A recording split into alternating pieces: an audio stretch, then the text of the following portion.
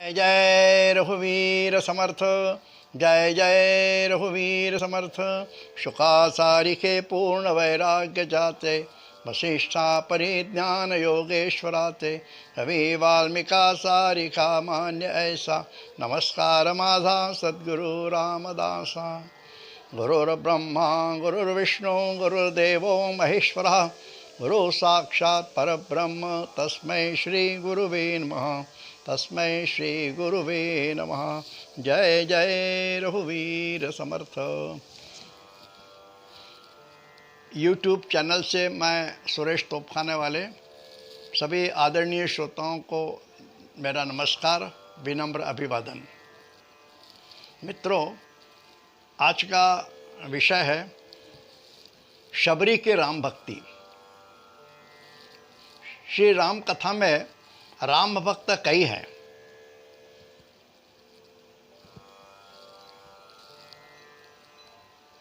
श्री हनुमान जी राम भक्तों में सर्वश्रेष्ठ भक्त माने जाते हैं।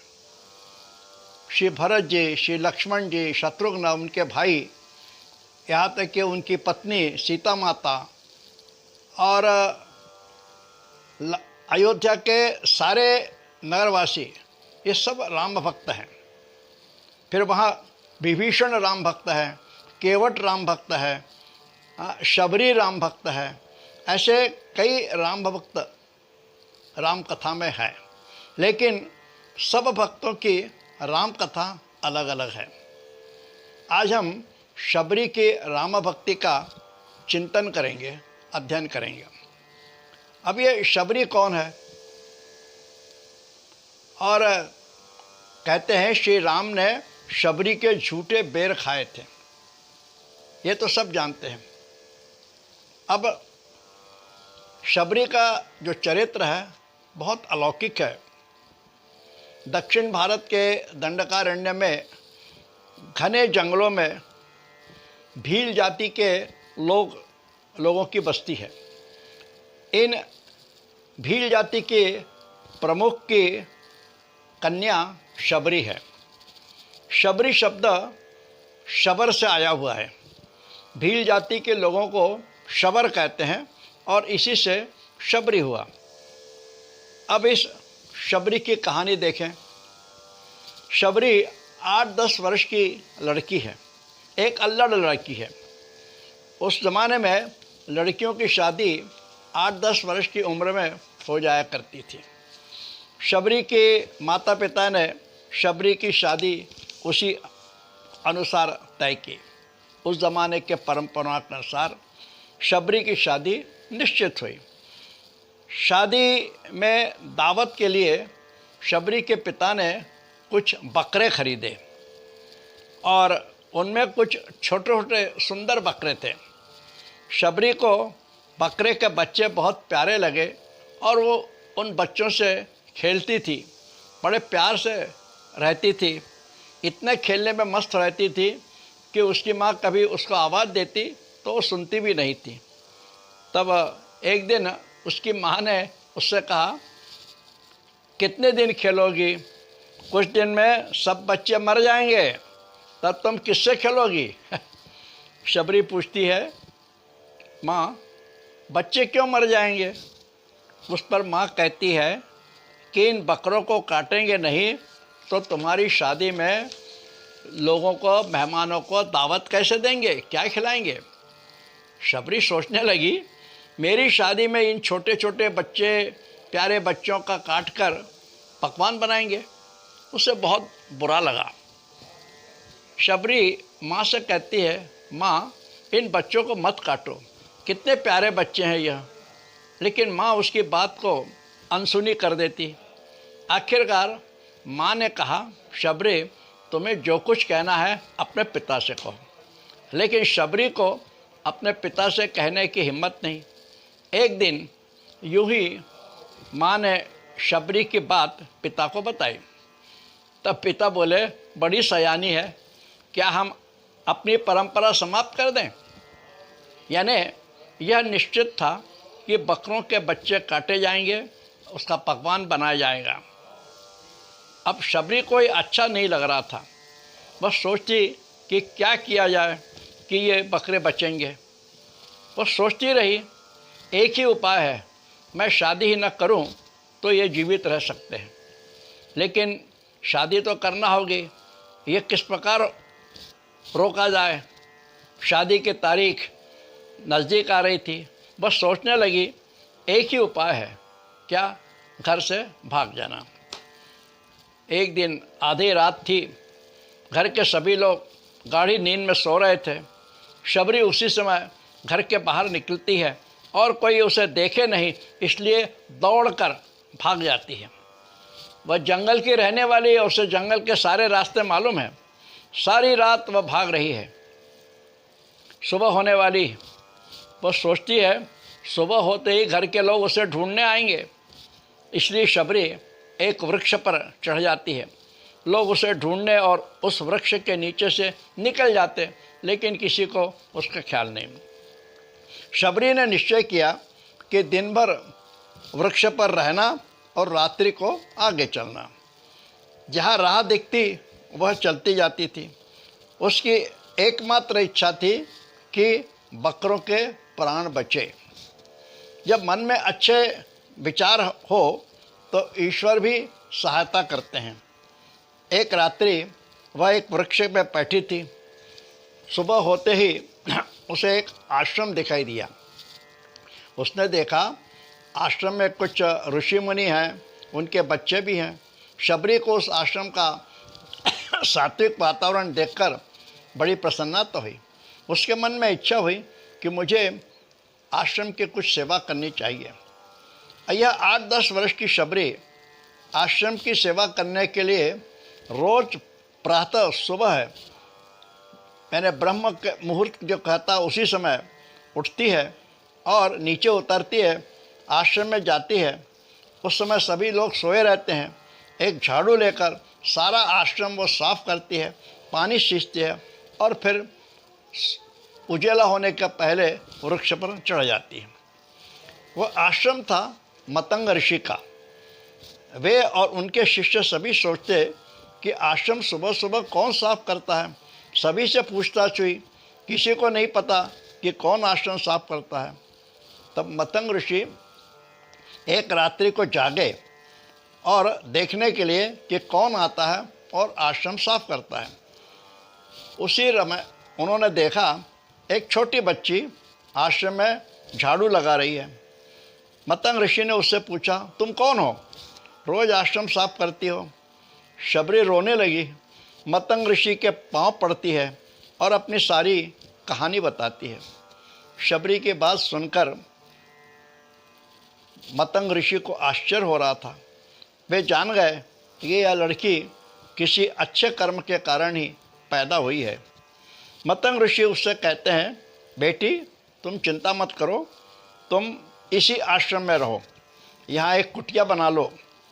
अब शबरी तो यही चाहती थी। वह खुशी खुशी एक कुटिया वहाँ बनाती है और रहने लगती है। शबरी अब आश्रम में सभी प्रकार की सेवा करने लगी।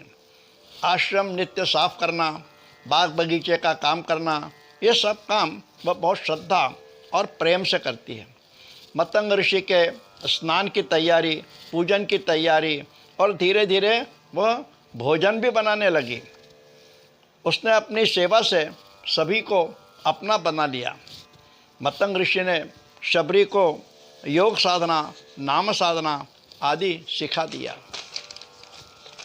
शबरी अब मतंग ऋषि की बहुत चहेती शिष्या बन चुकी थी। कुछ दिन के पश्चात मतंग ऋषि को भगवान का संकेत हुआ कि वे हिमालय में जाकर समाधि लें।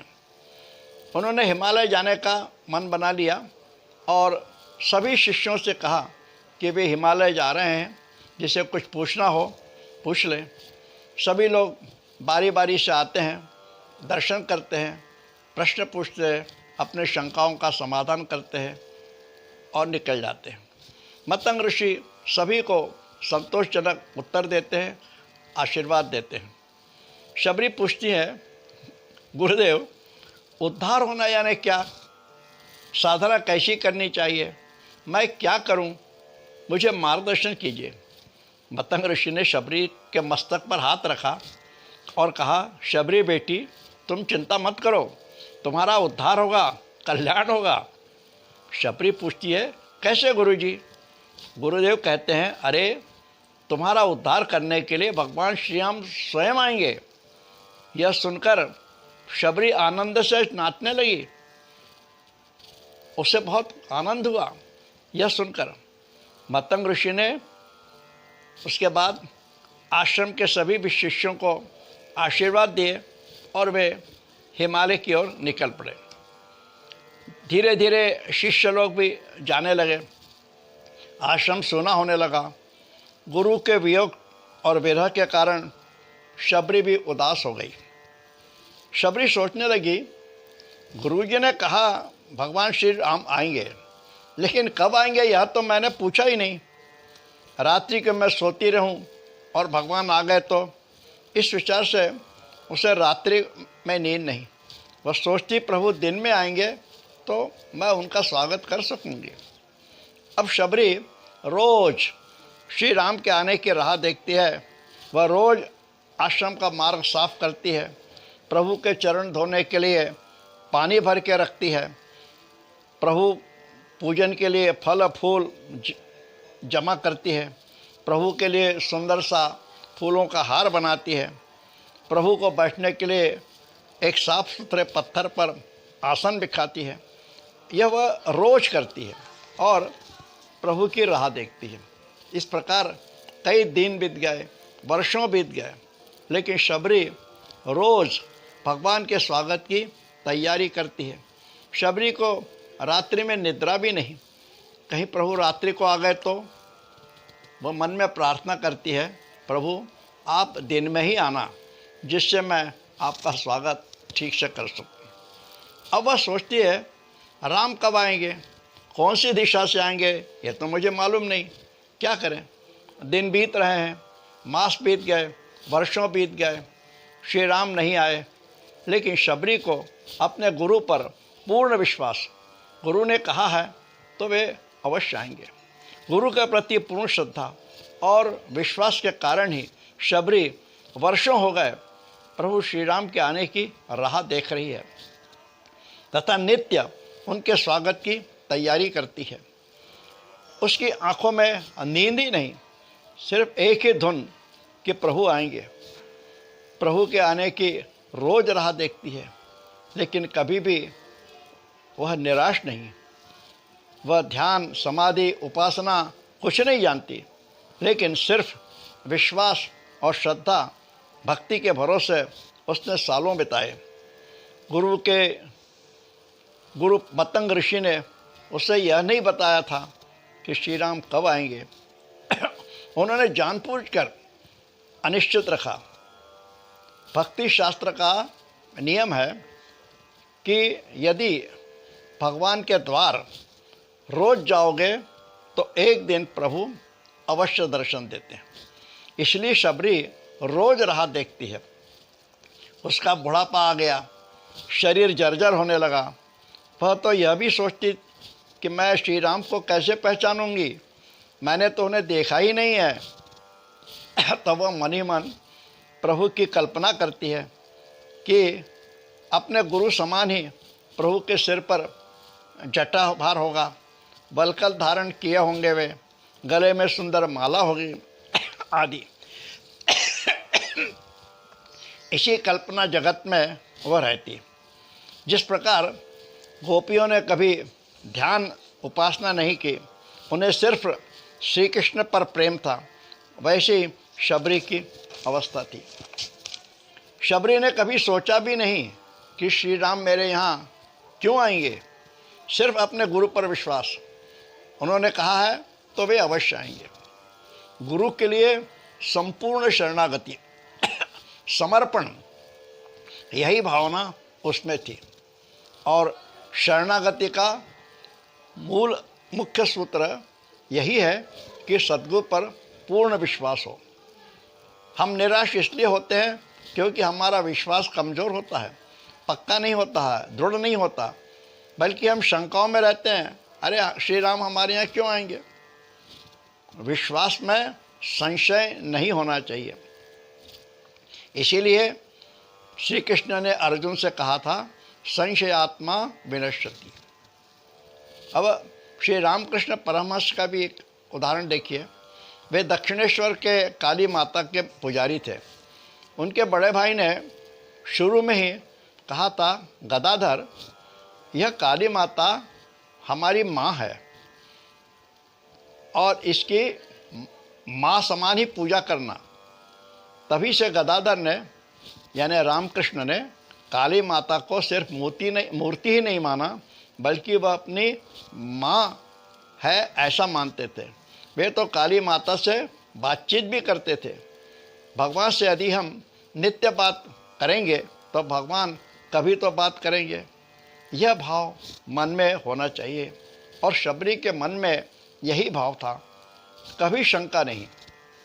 जिस दिन प्रभु शबरी के कुटिया में आए वह दिन उसकी ज़िंदगी का अंतिम दिन, अर्थात उसका संपूर्ण जीवन सिर्फ प्रतीक्षा में बीता। उसने ज़िंदगी भर कुछ भी नहीं किया, सिर्फ प्रतीक्षा अपने दृढ़ विश्वास और श्रद्धा के साथ। एक दिन शबरी ने श्री राम को आते हुए देखा। जैसा चेहरा उसने मन में था, उसने जैसी कल्पना की थी, वैसे ही शबरी को श्री राम दिखे। ईश्वर कैसा है यह कभी पूछना नहीं, ईश्वर कैसा है यह कभी पूछना नहीं। हमारे मन में जैसा स्वरूप होगा वैसे ही हमें वे साक्षात दिखेंगे। पूर्ण समर्पित भाव। कहते हैं भगवान भक्त के लिए भक्त की इच्छा के अनुसार रूप लेते हैं। अरे भगवान के रूप का कोई अंत नहीं है। श्री शबरी श्री राम का स्वागत करती है। वह बहुत भावुक हो गई। उसे समझ में नहीं आ रहा था क्या करें। शबरी प्रभु के चरण धोती है। प्रभु चुपचाप है। आज तक प्रभु ने किसी को भी चरण धोने नहीं दिया। यहाँ तक कि उनके विवाह के समय भी अपने ससुर जनक महाराज को भी चरण धोने को मना किया था। शबरी ने प्रभु के चरण धोए, उन्हें आसमान पर बिठाया, प्रभु का पूजन किया, प्रभु को भोग लगाया, अच्छे मीठे फल अर्पण किए। वाल्मीकि रामायण में झूठे बेर खिलाने के विषय में नहीं है। शबरी ने शबरी ने दिए फल प्रभु बड़े चाव से और आनंद से खाते हैं और लक्ष्मण से कहते हैं, लक्ष्मण इतने मीठे फल कितने दिन बाद खा रहे हैं। यहाँ प्रभु श्री राम ने वनवास के अपने सारे नियम, सारे व्रत तोड़ दिए। उनका व्रत था कि 14 वर्ष तक किसी के यहाँ आतिथ्य स्वीकार नहीं करेंगे, लेकिन सिर्फ शबरी के लिए प्रभु ने अपने नियम, अपने व्रत तोड़ दिए, ताक पर रख दिए। ऐसी शबरी की भक्ति थी। वास्तव में फलों की मिठास की अपेक्षा शबरी भक्ति की श्रद्धा, प्रेम, इसकी मिठास ज़्यादा थी। और प्रभु को तो भक्त का प्रेम चाहिए होता है। शबरी कहती है, प्रभु मैं आपकी स्तुति प्रार्थना कैसे करूं, मैं कैसे बोलूं, मुझे समझ में नहीं आ रहा। मुझ में कोई ज्ञान नहीं है, बुद्धि नहीं है, मैं पढ़ी लिखी नहीं, मैं तो एक गंवार भिल्ल जाति की अनाड़ी स्त्री हूँ। फिर भी प्रभु आप मेरे यहाँ आए, मेरे हाथ से फल खाए, यह तो प्रभु आपकी बहुत कृपा है। तब प्रभु शबरी को अपने पास बिठाते हैं और कहते हैं, शबरी मैं किसी की जाति संप्रदाय नहीं देखता, किसी की विद्वत्ता भी नहीं देखता, मैं तो प्रेम का भूखा रहता हूँ। मैं भक्त का सिर्फ प्रेम देखता हूँ, सिर्फ प्रेम का रिश्ता मुझे मालूम है। श्री राम कहते हैं आगे, शबरी सुनो, 9 प्रकार की भक्ति होती है। प्रभु शबरी को नवधा भक्ति बताते हैं। श्रवणम कीर्तनम विष्णु स्मरणम पाद सेवनम अर्चनम वंदनम दास्यम सख्यम आत्म निवेदनम। यह 9 प्रकार की भक्ति, नवविधा भक्ति का उपदेश प्रभु शबरी को देते हैं। वास्तव में यह उपदेश नहीं है, बल्कि प्रभु का शबरी स्तोत्र है। स्तोत्र में किसी देवता का वर्णन होता है। प्रभु को शबरी के गुणों का वर्णन करना था, स्तुति करनी थी। इसीलिए उन्होंने यह नवविधा भक्ति की एक योजना बनाई उसको बताने के लिए। शबरी की स्तुति यदि वो सीधे करते तो शबरी को शायद अच्छा नहीं लगता। इसलिए प्रभु ने कहा, शबरी मैं तुम्हें भक्ति के 9 प्रकार बताता हूँ। और ये 9 प्रकार बताने के बाद प्रभु कहते हैं, शबरी ये संपूर्ण 9 प्रकार की भक्ति तुम में विद्यमान है। भक्त का अपने भगवान का गुणगान करना, भक्त का अपने भगवान का गुणगान करना, स्तुति करना ठीक है, यह सामान्य बात है। लेकिन भगवान अपने भक्त की स्तुति करे, प्रशंसा करे, एक अद्भुत बात है। शबरी को अपने गुरु की पूर्ण कृपा प्राप्त है। गुरु ने शबरी को प्रभु श्री राम का ऐसा भक्ति का नशा पिलाया कि वह जीवन भर प्रभु के प्रेम में पागल हुई थी। कहते हैं, प्रभु के प्रेम में पागल होना ही असली भक्ति है। संत मीरा श्री कृष्ण के प्रेम में पागल हो गई थी। गोपियों का भी यही हाल था। शबरी की भक्ति भी ऐसी होती है। इसीलिए श्री राम को उसकी कुटिया में आना पड़ा। शबरी कहती है, प्रभु मैं धन्य हो गई। शबरी की आंखों में आंसू आ गए। वह प्रभु से अपने सामने खड़े होने को कहती है। अब प्रभु जान गए कि क्या होने वाला है। वह प्रभु से इहलोक छोड़ने के लिए विदाई चाहती है। वह कहती है, प्रभु अब आप यहाँ से ऋषिमुख पर्वत की ओर जाएं। वहाँ आपकी मुलाकात सुग्रीव वानर से होगी, मैत्री होगी और आपका कार्य सफल होगा। देखिए कितनी अद्भुत बात है। शबरी एक साधारण भक्त है और सामने खड़े हुए अपने भगवान को उनका भविष्य बताती है। इसके बाद शबरी प्रभु के सामने आसन जमा कर बैठ जाती है। प्रभु श्री राम उसकी ओर देख रहे हैं और उसी समय शबरी के देह से अग्नि ज्वाला निकलने लगती है। प्रभु श्री राम के सामने शबरी ने अग्नि समाधि ले ली। शबरी अग्नि के तेज में विलीन हो गई। 3 प्रकार की समाधि होती है, अग्नि समाधि, जल समाधि और भूमि समाधि। पश्चात प्रभु श्री राम लक्ष्मण के साथ वहाँ से निकले और दक्षिण दिशा की ओर निकल पड़े। ऐसी है शबरी की राम भक्ति।